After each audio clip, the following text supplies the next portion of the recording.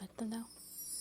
Let's talk about love and marriage, the way that God intended. Life experience, here we share it. The No Fruit Podcast. Tune in from any platform. No Fruit Podcast. We'll help your spirit transform.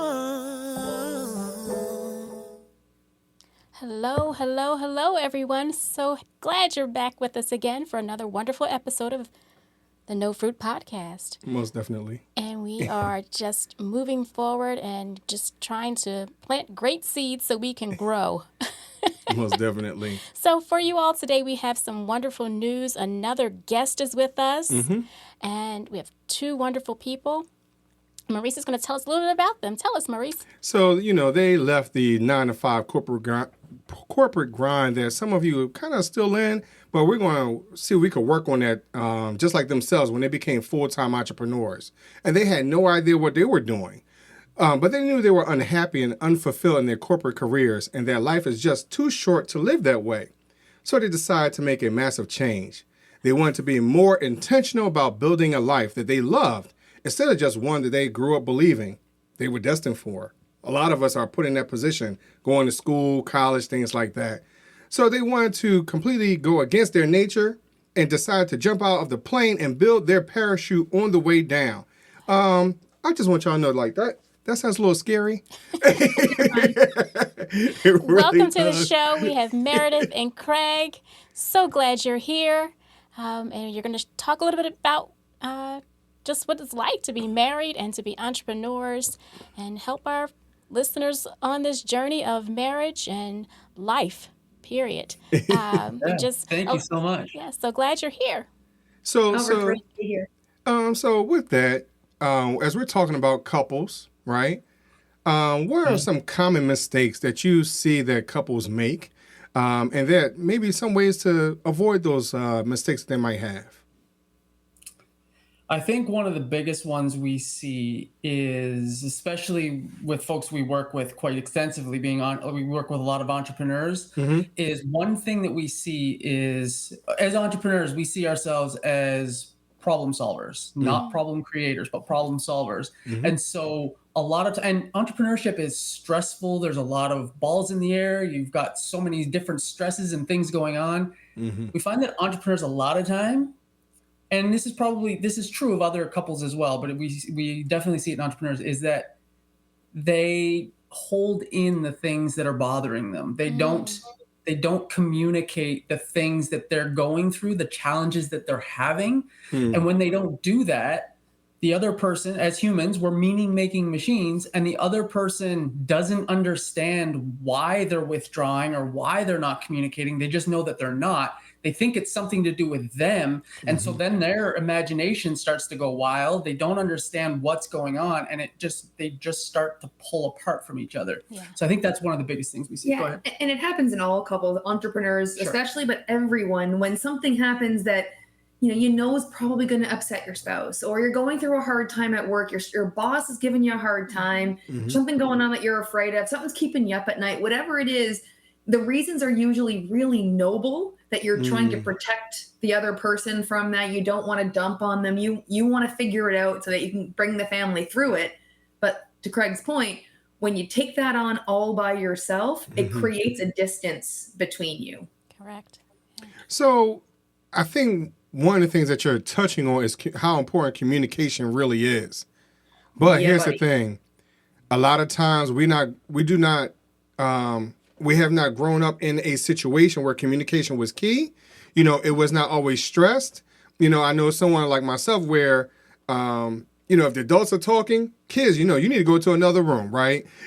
So we never saw or didn't experience that communication piece. So where would you suggest for someone to see that or to experience that if they did not have it growing up?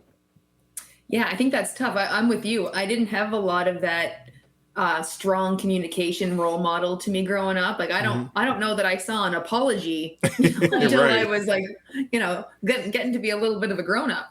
And so it can be a little bit intimidating, I find. And so I think there's sort of two tools that I like to talk about when it comes to communication. And the first one is super simple. it's a check-in question. And it's a little bit more than how was your day, because a how was your day will get you a fine. You know, it's a very generic question that's going to get you a very generic answer. However, if you ask something really specific, something more like, what was the best part of your day?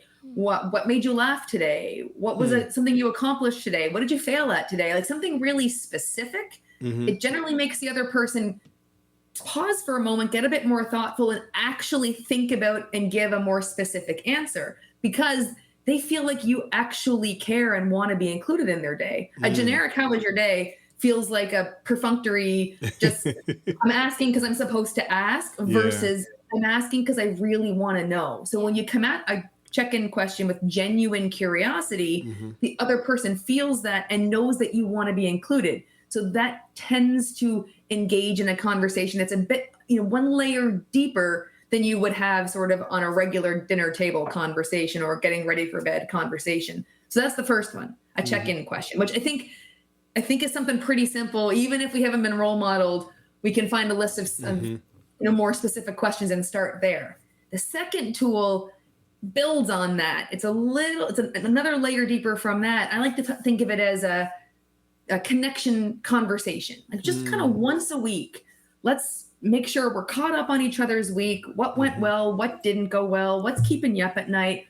What are you aiming for? What are you afraid of? Like, make sure that we're all on the same page from the week that just happened and on the same page for the week that's coming up. When are we going to have chances to connect? And what's going on big at work this week that I can support you with and you can support me with. And then you just feel like every week over week over week, you stay on the same page. And those are a little tougher because you got to share the things that are a little bit, like I said, one layer deeper, the things that are keeping you up at night, the things that are a bit scary, the things that are, you're looking forward to, all those things. So those are the two biggest, I think.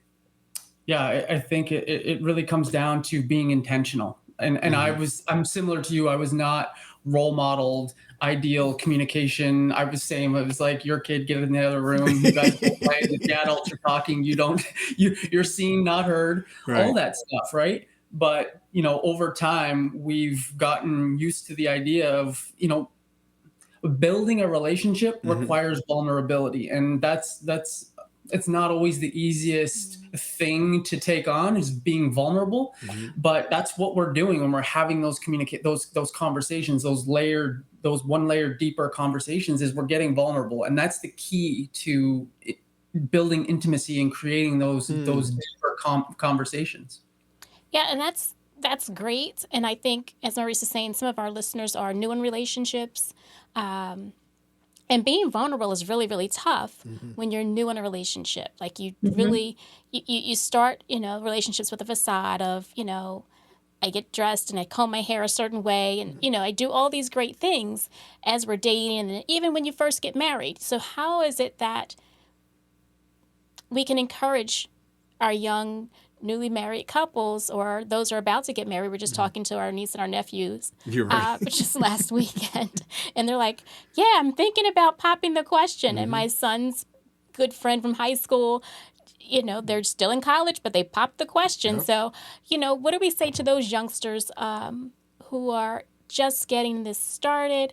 How to be vulnerable? How do you step into that, especially for those who are in the 20s and their 30s, really early on? They don't really know themselves, let alone to be vulnerable and share that with someone else. So share a little bit of knowledge with us. For sure. And, vulnerability is scary no matter who you are, no matter where it is. Like it's kind of, by definition, you're exposing yourself, and therefore there's always a little bit of fear. And so I think feeling that fear, for one, totally normal. So, it's something you're going to have to push through always. And when I think back to when we first started dating, I think what is vulnerable evolves through your relationship. And so early days, and I mean super early days, we're just getting to know each other.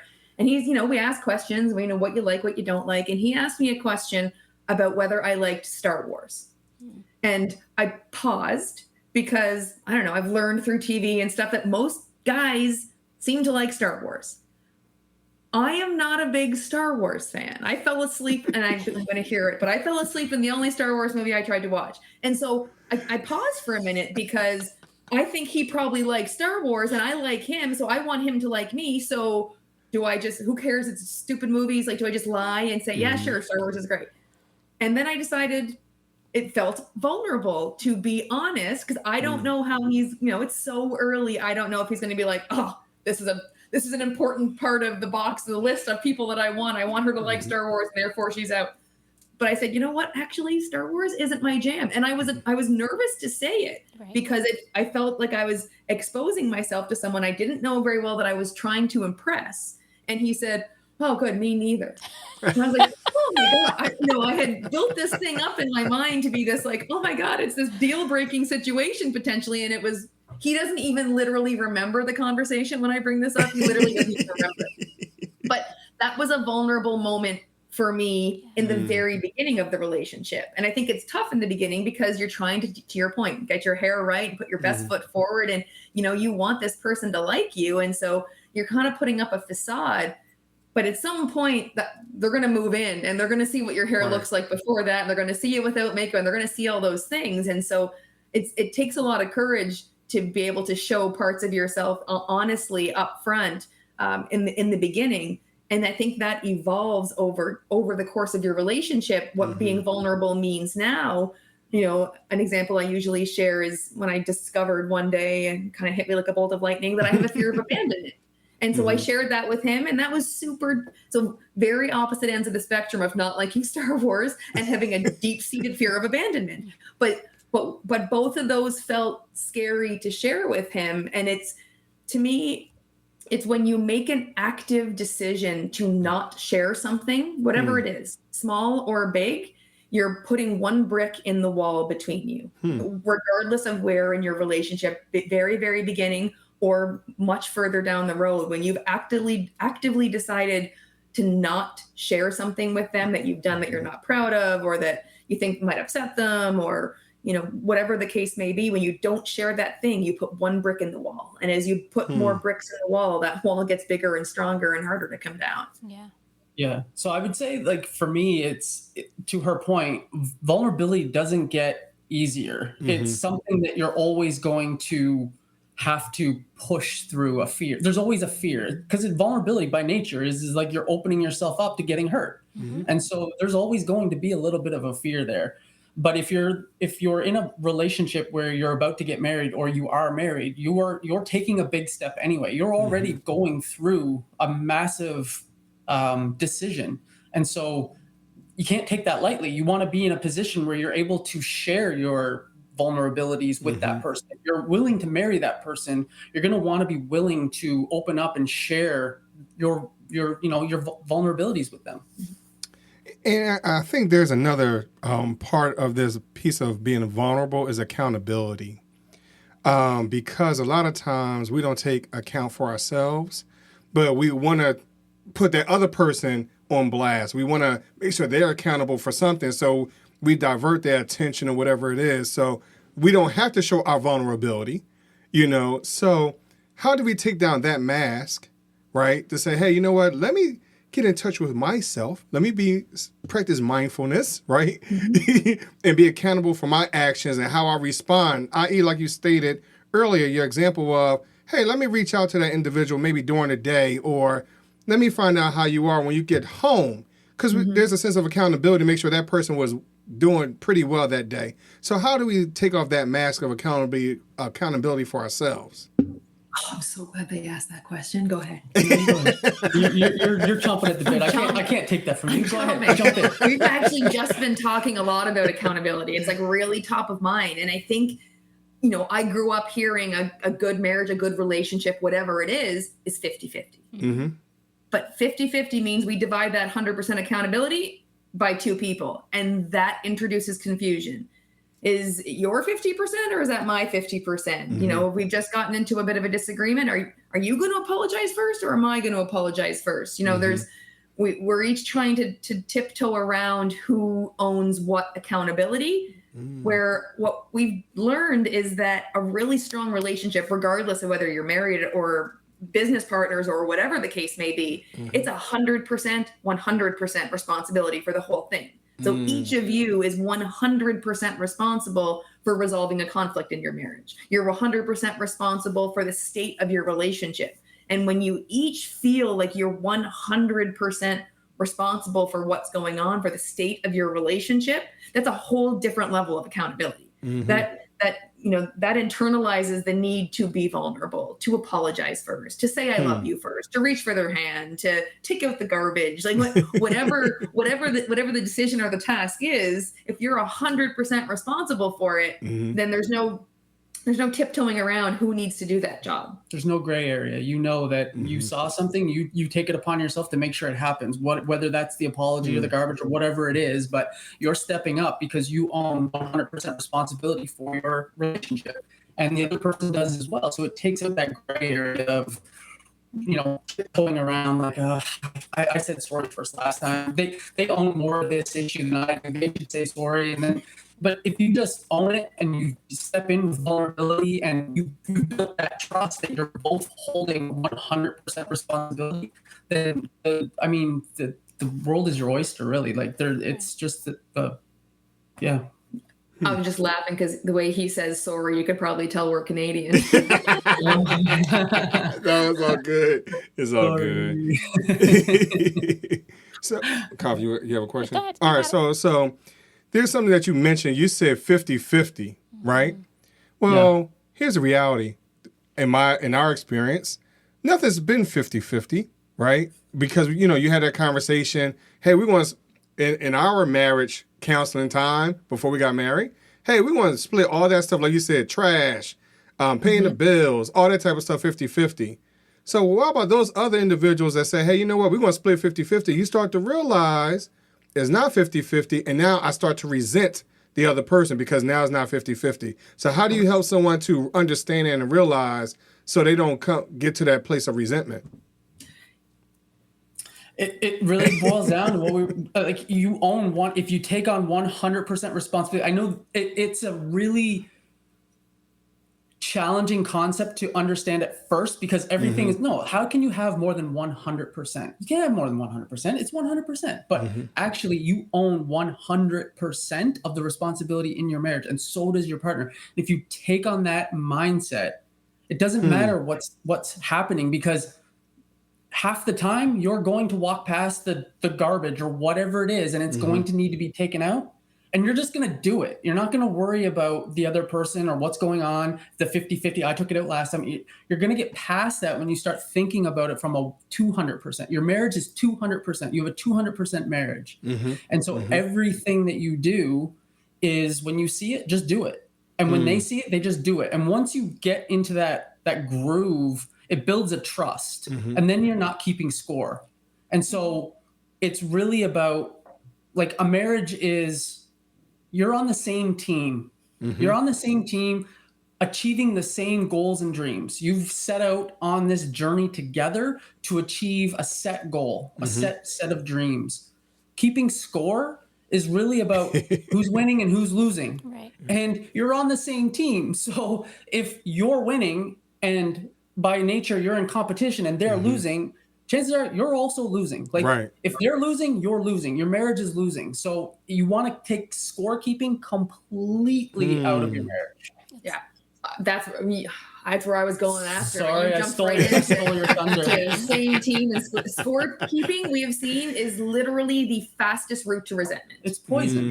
It's toxic for your relationship, any relationship, marriage, business partnership, friendship, all of it. Scorekeeping is the fastest way to get to resentment. Yeah, as soon as the sooner you can eliminate scorekeeping from your marriage, the happier you will be.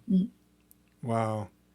And like you said, probably any relationship, whether it's, a workplace with your coworkers, because I can just, there's a lot of coworker, that's the way they build momentum and supposed to be team building, like, hey, who can get the most, phone calls done this day, so then you're keeping score, and you're against your coworkers instead of working as a team. So I really never understood how that's supposed to build teamwork, but a lot of That's such a great point, because all through school, you're also taught that you're competing for the same jobs. Like, as society, we set it up as a zero-sum game. Like, if I'm winning, someone else is losing. We've set it up that way. And so it's no surprise that when we get into relationships, we still have a bit of that residual mindset of competing, right? Yeah, yeah.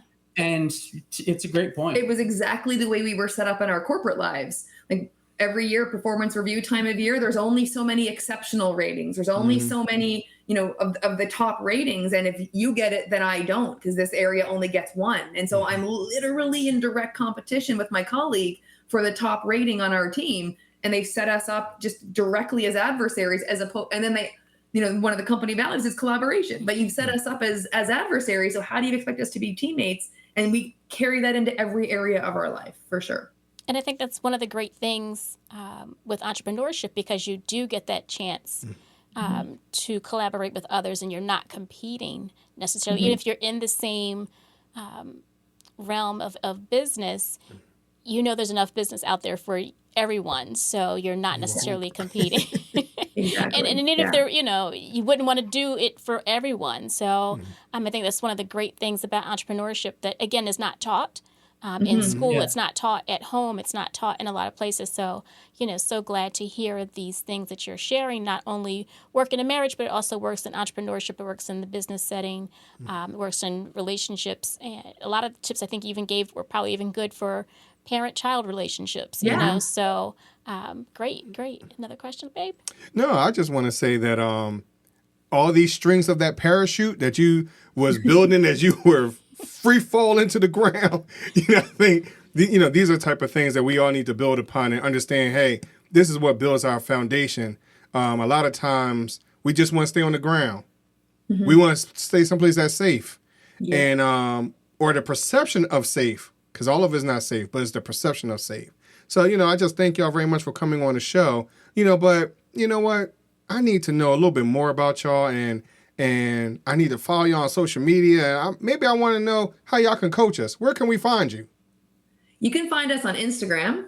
So we're at Meredith and Craig on there. We share lots of good stuff on there. We've actually got our own podcast as well called the Road of Life podcast. And you can find us on our website too at roadoflifecoaching.com. Cool. Thank you very much. So we have a question that we're asking all of our guests before we let them go. So, Kafi, would you love to ask the question? This is a tough question, so put your thinking caps on. I'm sorry that we have to end the show this way, but I'm excited. Something we really want to know to help us know more about you guys. Most definitely. So, if you could sing a duet with anyone, who would you sing that duet with? Can I say him? Is that besides a musician? each other? It doesn't matter. Anyone besides the person you're sitting next to. Besides the person we're sitting next to? You can't pick each other. Fair. Okay. Because I will always choose her, no matter. We got you. Of course. We understand that. It can be a trio. For you guys, it can be a trio. So if you could sing a trio. Good clarification. Who do we want a trio with?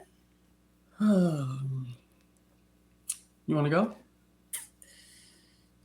I don't know why this came to mind, but I want to say Shania Twain. Oh, yes. I don't know. I just watched a documentary not that long ago, so she's fresh on my mind. Yeah. And she's Canadian.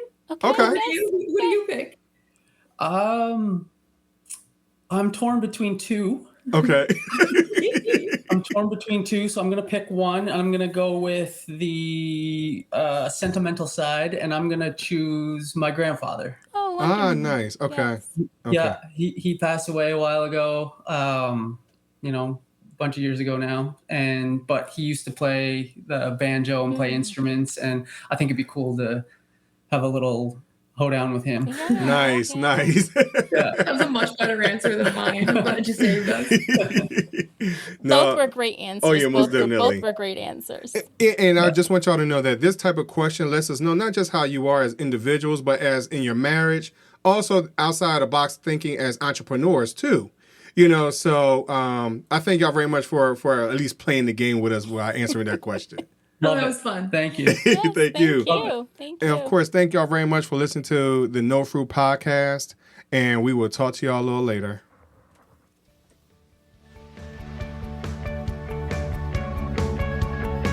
This week's episode has come to an end. But the fun doesn't have to stop here. If you have any questions, suggestions, or feedback, head over right now to Twitter and Facebook and like, share, and get involved. Join us next time.